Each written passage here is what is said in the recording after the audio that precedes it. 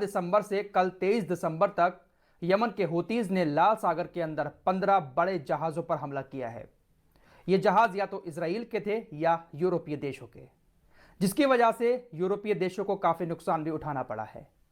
पूरे यूरोप की tension Yemen के हूतीज ने इस वक्त बढ़ा दी है। बड़े बड़े बयान यूरोपीय देशों की तरफ से आ रहे हैं, सबकी टेंशन बढ़ी हुई है, लेकिन हूतीज को रोकने के लिए कोई भी अमेरिका के साथ अपना युद्धपोत लेकर लाल सागर में नहीं उतर रहा है। मेरे दोस्तों, इस वीडियो में बहुत सारी खबरें हैं, एक एक करके सारी आपके सामने रखेंगे। आप जानते हैं कि हम किसी एक टॉपिक पर पूरी वीडियो में बात नहीं करते हैं, बहुत सारी खबरें एक साथ आपके सामने रखने की कोशिश करते हैं। पहले बात यमन और ईरान की कर लेते हैं। दोस्तों, कल से आप लोगों ने यह खबर सुन ही ली होगी कि भारत आ रहे एक जहाज पर ड्रोन अटैक हुआ था। उसके बाद सुबह एक अमेरिका की तरफ से जानकारी दी गई कि लाल सागर के अंदर एक शिप पर अटैक हुआ है जिस पर भारत का झंडा लगा हुआ था, लेकिन हमारी इंडियन आर्मी ने, इंडियन जो नेवी है, उसने साफ इनकार कर दिया कि नहीं भाई, इस जहाज पर हमारा झंडा नहीं था। यानी अमेरिका ने यह गलत इंफॉर्मेशन फैलाई। अमेरिका ने इसका इल्जाम ईरान के ऊपर लगाया और कल से अब तक अमेरिका लगातार ईरान को घेर रहा है। अब ईरान का जवाब भी सुनिएगा। ईरान ने अमेरिका के इन आरोपों पर आपत्ति जताते हुए कहा है कि आपके पास क्या सबूत है कि ये हमले हमने करवाए हैं। साथ ही साथ ईरान ने साफ कह दिया है कि भाई, अगर आप हूतीज को लेकर हमारे ऊपर निशाना साध रहे हैं तो हूतीज से हमारा कोई मतलब नहीं है। हम हूतीज को ना तो हथियार देते हैं और ना ही उनसे कहते हैं कि हमला करो, और ना ही हूतीज हमारे कहने से हमला करते हैं, ना ही हमला करने की हमसे परमिशन लेते हैं। उनका जब दिल चाहता है वो हमला कर देते हैं। उनके पास तो खुद ही बड़ी बड़ी अच्छी मिसाइलें हैं, बड़े बड़े अच्छे हथियार हैं।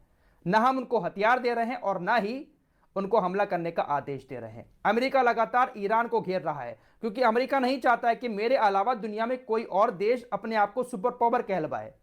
लेकिन सच ये है कि ईरान अंदर अंदर पूरा हूतीज के साथ है। दोस्तों, ईरान जो है ना, वो इस वक्त 12th मैन का रोल अपना रहा है। जैसे क्रिकेट में 11 खिलाड़ी खेलते हैं, एक 12वां खिलाड़ी होता है जो खिलाड़ियों को पानी ले जाकर मैदान में पिलाता है। खिलाड़ी को पसीना आ रहा होता है तो टॉवल ले जाकर उसका पसीना पोंछता है। खिलाड़ियों का बैट टूट जाता है तो उसको बैट ले जाकर देता है। तो ईरान भी इसी तरह से 12th मैन का रोल अपना रहा है। ईरान एक्चुअल में ओपनर बल्लेबाज है, लेकिन इस वक्त 12th मैन बना हुआ है। अंदर अंदर ईरान का सपोर्ट हमास को भी है, हूतीज को भी है और हिजबुल्लाह को भी है। ईरान के टॉप लीडर अयातुल्लाह खामेनी ने साफ कह दिया अमेरिका से कि अगर आपको ऐसा लगता ही है कि हूतीज के साथ हमारा समर्थन है तो यह समर्थन हमारा तब तक जारी रहेगा जब तक आप इजराइल को सपोर्ट करते रहेंगे। आप इजराइल को गाजा में अटैक करने के लिए सपोर्ट करेंगे, इधर हम पूरा समर्थन हूतीज को देंगे कि वो लाल सागर में जहाजों पर अटैक करें। वहीं दोस्तों, ईरान ने अपनी ताकत समुद्र में और ज्यादा बढ़ा ली है। 1000 किलोमीटर तक मार करने वाली AI टेक्नोलॉजी से चलने वाली मिसाइल तैनात कर दी हैं। जी हां, यह बहुत बड़ी खबर है। ईरान ने AI टेक्नोलॉजी से लैस जिन मिसाइलों को समुद्र पर तैनात किया है, वो मिसाइल अगर एक बार छूट जाती है अपने टारगेट की तरफ, तो अगर उसका टारगेट सामने नहीं है तो उस टारगेट को वो स्विच भी कर सकती है। मिसाइल छूटने के बाद अगर अपने टारगेट से भटक जाती है तो वो अपने टारगेट को एक बार फिर से हासिल करने के लिए स्विच भी कर सकती है। तो ये काफी खतरनाक मिसाइलें जो 1000 किलोमीटर तक की रेंज में मार कर सकती हैं, समुद्र पर तैनात कर दी गई हैं। मेरे दोस्तों, ईरान कोई छोटी मोटी ताकत नहीं है, बहुत बड़ी ताकत है ईरान भी। इसीलिए अमेरिका की ईरान से कभी नहीं बनती है। दोस्तों, यमन के अंसारुल्लाह के एक अधिकारी ने बताया है कि हमारी मिसाइल को रोकने के लिए इजराइल एरो 3 इंटरसेप्ट मिसाइल का इस्तेमाल करता है, जिसकी कीमत $5 मिलियन है। कभी कभी ऐसा होता है कि इजराइल का जो डिफेंस सिस्टम है वो हमारी एक मिसाइल को रोकने के लिए कई मिसाइलें छोड़ देता है और इसकी एक मिसाइल की कीमत $5 मिलियन की है। तो आप सोच सकते हैं कि कितना भारी भरकम खर्च इजराइल को इस वक्त उठाना पड़ रहा है। पूरा का पूरा इजराइल कर्जे में डूब चुका है। हथियार भी कहां तक दे, अमेरिका दे रहा है बहुत हथियार, लेकिन ऐसी मिसाइलें देना ये आसान काम नहीं है। और समुद्र में लड़ने के लिए मिसाइल होना बहुत जरूरी है। एंटी शिप मिसाइल होनी चाहिए, क्रूज मिसाइल होनी चाहिए, तभी आप समुद्र में किसी का सामना कर सकते हैं, जो कि यमन के हूतीस के पास भर भर कर मौजूद हैं। अमेरिका ने, मैंने आपको कल ही बताया था कि उसने कह दिया हमारे पास भाई इतने युद्धपोत में मौजूद नहीं है और ना ही हमारे पास ज्यादा मिसाइलें हैं जो हम समुद्र में जाकर अकेले लड़ पाएं। वही दोस्तों, एक बड़ी खबर यह भी आ रही है कि गाजा के दक्षिण पूर्व और पश्चिम में तेल अल हबा, जैतुल और सबरा की बस्तियों से इजरायली सेना ने अपने सभी वाहनों को पूरी तरह से वापस कर लिया है। इजरायली सेना यहां पर अपना डेरा जमाए हुए थी, लेकिन अब इन इलाकों से गाजा के अपने वाहनों को पूरी तरह से इजरायली सेना ने वापस कर लिया है।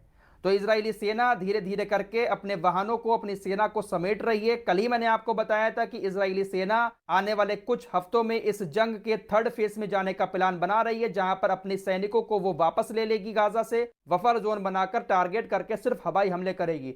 एक बार फिर से नेतन्याहू अपनी जनता के सामने आया, उसने बयान दिया कि हम इस युद्ध को आखिर तक लड़ते रहेंगे। एक बार फिर से उसने ये कहा कि भाई हमास या तो सरेंडर कर दो या हारने के लिए तैयार हो जाओ, मरने के लिए तैयार हो जाओ। मतलब आज भी उसी धुन में ये है। इसको लगता था कि पहले में बड़ी बड़ी धमकियां देता था, पूरी दुनिया मेरी धमकियों को सुनने के बाद चौंक जाती थी, हमास भी डर जाता होगा, लेकिन अब इसकी धमकियों का कोई असर होने वाला नहीं है। ये आज भी यही बात कह रहा है कि हम लड़ते रहेंगे, हार नहीं मानेंगे और हमास को खत्म करके ही दम लेंगे। लेकिन हकीकत क्या है दोस्तों, आप सभी लोग जानते हैं, इजराइल लगातार इस बात की कोशिश कर रहा है कतर और मिस्र के साथ मिलकर कि किसी भी तरह से एक समझौता हो और डील बन जाए जिसके तहत हम अपने बंदूकों को छुड़ा सकें। दोस्तों, इजराइल ने 2 हफ्ते पहले हमास को एक ऑफर दिया कि हम 1 हफ्ते का युद्ध विराम करेंगे, आप हमारे 10 कैदियों को उसमें रिहा कर दें। लेकिन हमास ने कह दिया कि हम अब कोई भी डील आपसे नहीं करेंगे। अब ऑफर को थोड़ा सा बढ़ा दिया इजराइल ने कहा कि हम अपने 10 कैदियों के बदले 3 हफ्ते का युद्ध विराम करने के लिए तैयार हैं। लेकिन हमास ने इजराइल के इस ऑफर को भी ठुकरा दिया। बड़ी खबर यह आ रही है कि हमास के नेता इस्माइल हानिये इजराइल के इस प्रस्ताव को लेकर जो मिस्र के जरिए इजराइल ने रखा था, इस पर बात करने के लिए काहिरा गए थे, लेकिन इस्माइल हानिये काहिरा से वापस आ गए हैं। उन्होंने साफ कह दिया है कि हम किसी तरह की कोई डील यहां पर बैठकर नहीं करेंगे। हमारा आखिरी फैसला यही है कि पूरा युद्ध विराम होना चाहिए, साथ ही साथ जितने भी इजराइल ने हमारे फिलिस्तीन के लोगों को कैद करके अपनी जेलों में रखा है, सारे कैदियों को छोड़ना पड़ेगा, उसके बाद ही इजराइल के बंधक छूट पाएंगे। तो यहां से आप अंदाजा लगा सकते हैं कि इस जंग में किसकी जीत हो रही है और किसकी हार हो रही है। अगर हमास की हार हो रही होती तो वो राजी हो जाता युद्ध विराम करने के लिए। इन्हीं सारी बातों को लेकर इजरायली सेना के पूर्व उप प्रमुख ने कहा है कि हमास के साथ ये जो युद्ध शुरू हुआ था, ये इजराइल की एक बहुत बड़ी नाकामी के साथ शुरू हुआ था और अभी भी इजरायली सेना नाकाम है। इजरायली सेना इतने दिनों के बाद अगर याह्या सिनवार को मार भी देती है, फिर भी इजरायली सेना इस जंग में नाकाम रही है। बंदियों को छुड़ाने का इजरायली सेना के पास एकमात्र रास्ता यही है कि वो हमास के साथ बैठकर बातचीत करे। बातचीत के जरिए ही हमास से अपने बंदियों को छुड़ाया जा सकता है, इसके अलावा कोई ऑप्शन नहीं है। ये बात कोई और नहीं कह रहा है, बल्कि खुद इजरायली सेना के पूर्व उप प्रमुख रह चुके इंसान ने कही है। मेरे दोस्तों, कल ही आपको ब्रिटिश गार्जियन की भी एक रिपोर्ट दिखाई थी मैंने,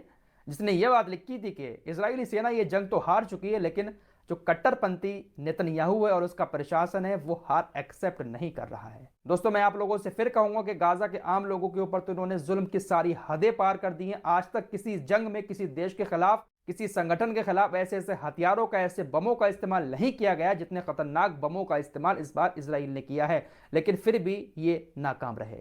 सब्र रखिए, ये एक ना एक दिन पूरी तरह से विलुप्त प्रजाति मानी जाएगी। विलुप्त क्या होता है जिन लोगों को नहीं पता है, गूगल कर लें, इसका अर्थ आप लोगों को मिल जाएगा। फिलहाल इस रिपोर्ट में इतना ही, मिलते हैं कुछ और खबरों के साथ, तब तक के लिए अपना ख्याल रखिए।